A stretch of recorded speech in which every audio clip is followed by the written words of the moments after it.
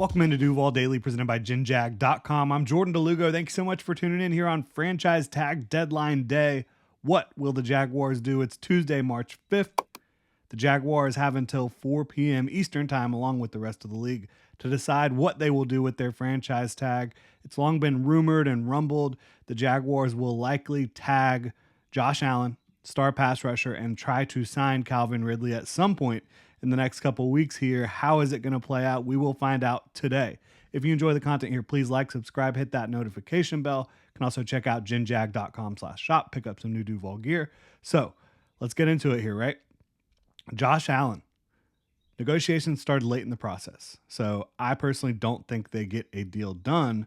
And I think that they use the tag for like the 5th year in a row. This is one of the teams that just loves to employ the franchise tag. If he is tagged as a defensive end, it's a $21.3 million cap hit. If it's as a linebacker, it's $24 million. So I'm guessing they try to make it as a defensive end. They do have the money to put him on the franchise tag and be cap compliant at the start of the new league year next week.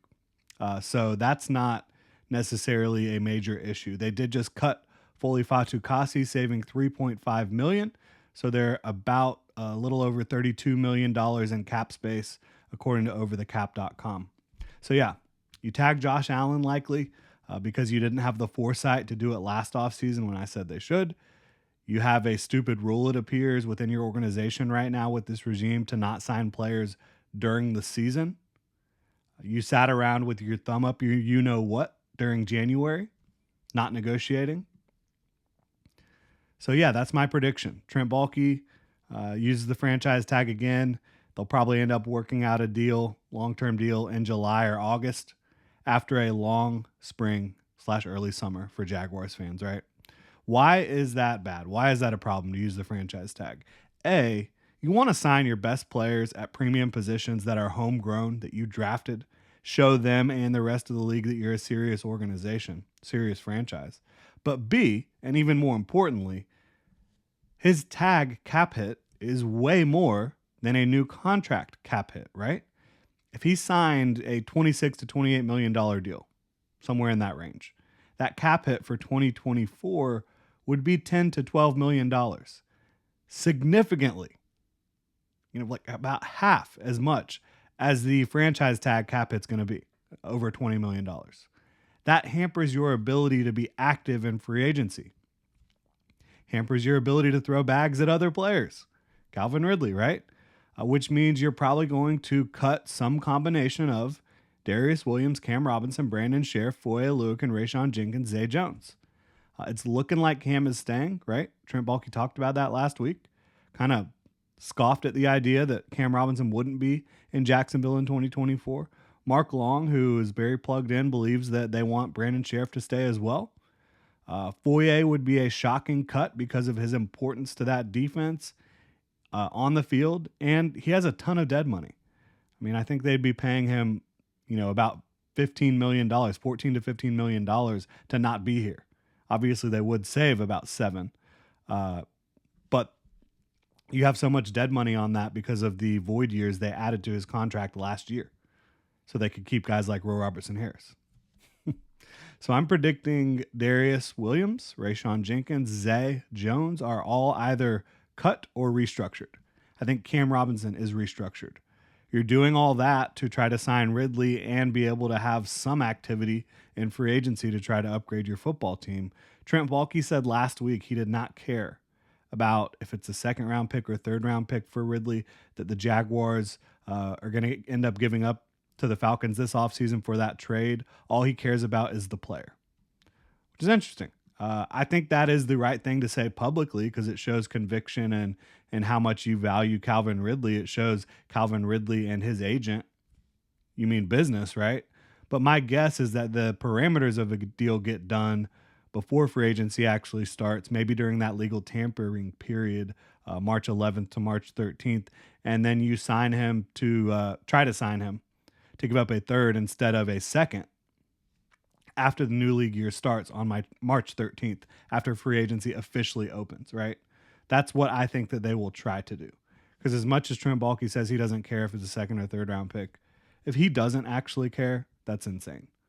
Like the value of a second round pick compared to a third round pick is it's significant. It's a massive difference.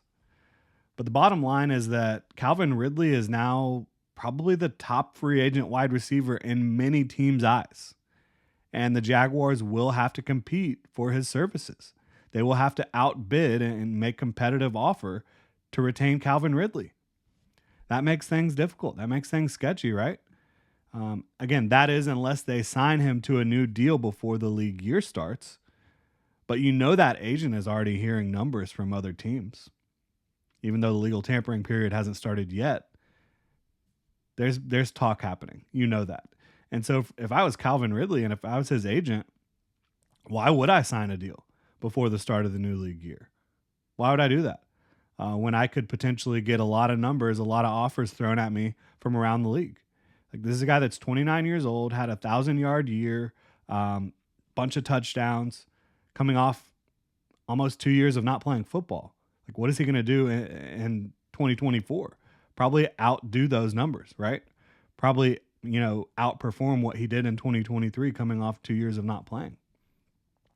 The Jaguars could say, we'll tag Ridley and we'll make sure a Josh Allen deal gets done before the start of the new league year, which, of course, again, that would mean they get both guys locked in here and they only give up the third-round pick. But that comes with the same risk as signing Allen and then trying to sign Ridley, right? You're risking losing one of those players if that's your strategy. And I would rather risk losing Ridley than Josh Allen. Ridley's older.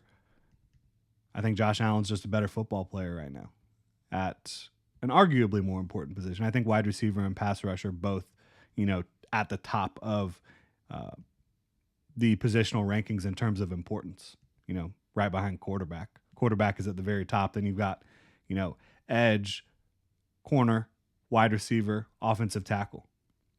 I think that's how it kind of shakes up there. What's really wild, though, is they don't even have to use the tag. Like, they could actually just make these cost-saving cuts and keep both of these guys no problem.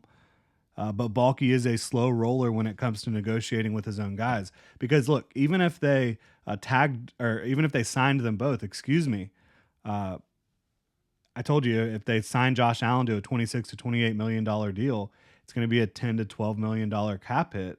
If they sign Ridley to a deal, let's say like just under what Mike Evans got, $24 million per year. I think Mike Evans, $26 million per year, which I think that might even be more than what Ridley will get. But that would probably be about a $10 million cap hit.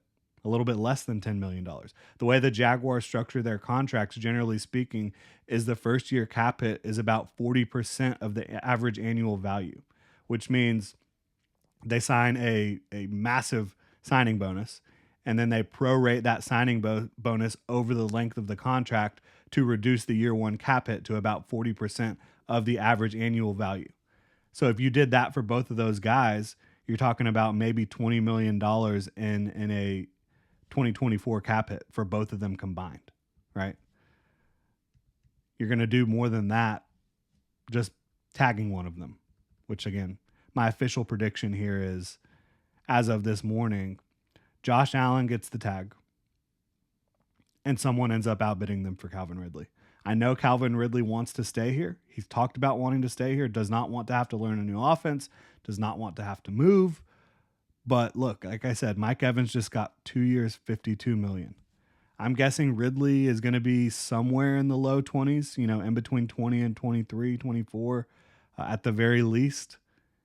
Like I said, he did say he wants to stay in Jax, keep it going here, not learn a new offense, try to just focus on football this offseason and growing within this offense and being the best he can be in 2024.